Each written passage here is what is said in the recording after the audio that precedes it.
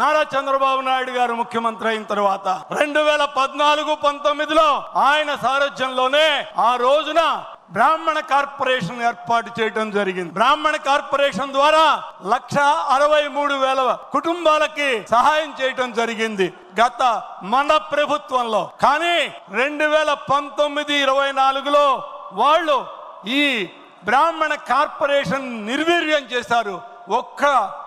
ఒక్క వ్యక్తికి కూడా ఎటువంటి సహాయం అందినటువంటి సందర్భం లేదు.